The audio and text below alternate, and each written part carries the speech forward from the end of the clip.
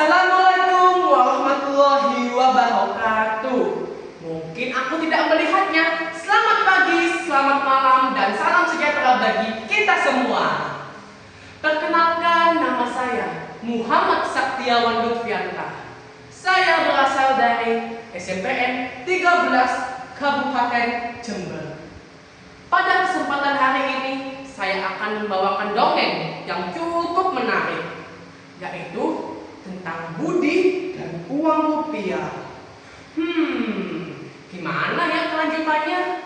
Yuk, tanpa berlama-lama, mari saksikan. Di suatu hari, Budi bersama temannya, yaitu Alex, sedang berjalan pulang dari sekolah.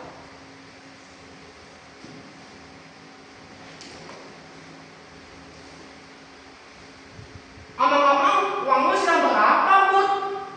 Tanya Alex dengan maksud basa-basi. Biar aku cek dulu ya. Dengan cepat Budi merogoh sakunya. Alex pun terkejut melihat uang Budi sudah banyak yang kusut dan juga penuh coretan. Bahkan di beberapa uangnya sudah robek. Alex cepat berkata, "Loh, apa kamu tidak merawat uangmu, Bud? Lihat tuh, uang kamu banyak yang robek. Bahkan ada yang penuh coretan." Budi dengan sombong menjawab, biasalah. Lagi pula uang ini juga tidak akan kusimpan, akan kubuat belanja. Alex menjawab, "Bukan begitu, Budi. Maksudnya kan uang Indonesia kan itu harus dijaga karena simbol perlawanan kita terhadap penjajah." Budi dengan sombong berkata, omong kosong. Terserah aku dong mau bagaimana. Yang penting uang ini bisa aku buat beli bakso. Singkat cerita, Budi dan Alex berpisah di pertigaan jalan. Budi memberhentikan salah satu angkot.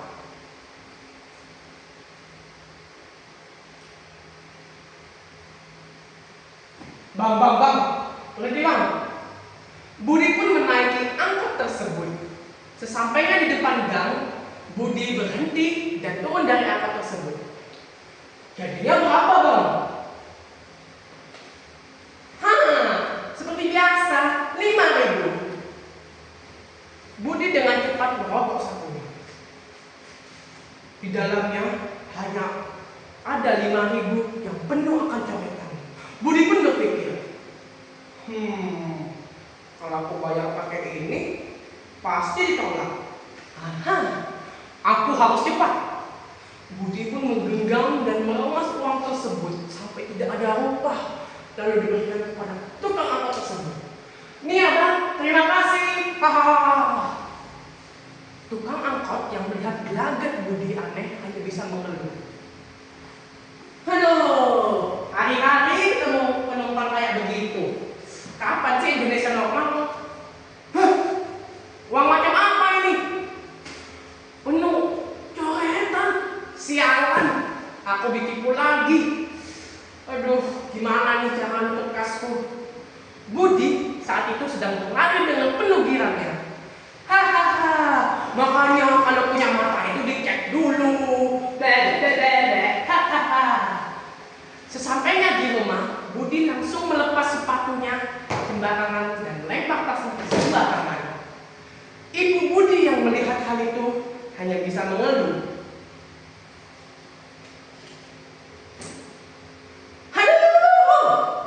Hari-hari punya anak kayak gini.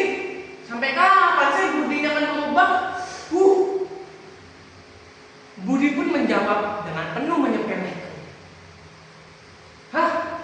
Biasalah bu. Lagi pula Budi juga yang akan membersihkannya. Sampai malam pun tiba. Budi saat itu sedang tertidur dan sedang bermimpi. Ia melihat uang rupiah yang dulu pernah ia belanjakan sedang menangis. Bukankah itu uangku?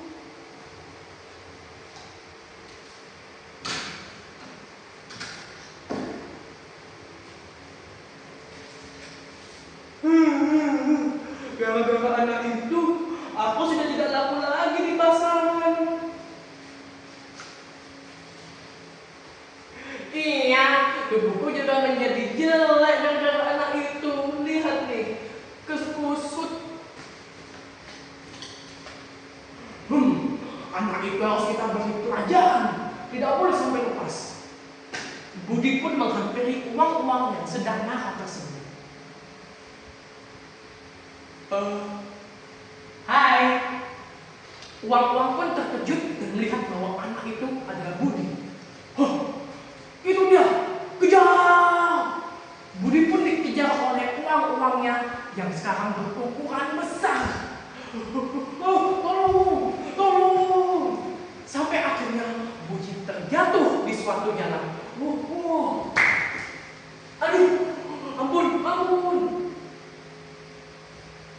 Tiba-tiba dari lembaran-lembaran uang tersebut muncul satu lembaran uang 100.000.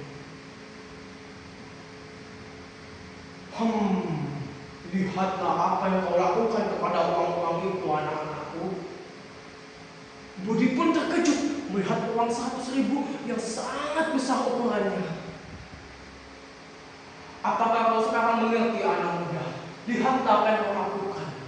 Sekarang uang-uang yang penuh akan coretan dan robek tidak bisa dibelanjakan, membuat perputaran ekonomi menghenti atau melambat.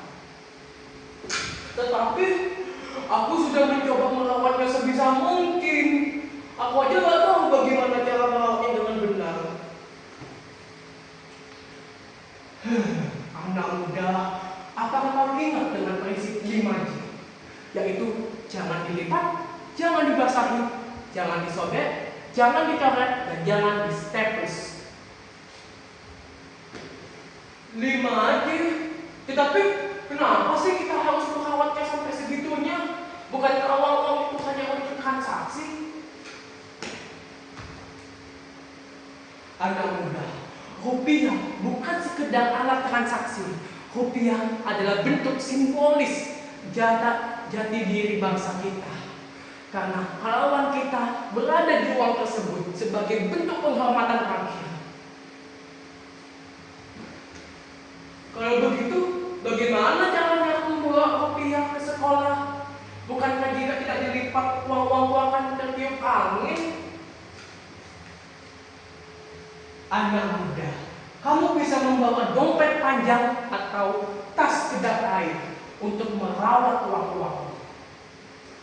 Budi pun akhirnya tersadar akan kesalahannya. Ia pun mulai menyesali kesalahannya.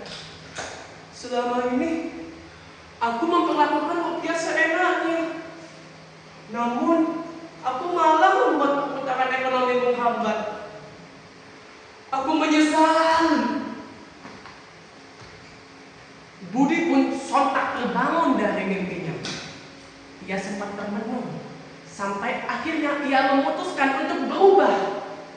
Ia mulai menerapkan prinsip 5J dari sahan uang 100.000, yaitu jangan dilipat, jangan dibasahi, jangan disobek, jangan dicoret, dan jangan di-staples.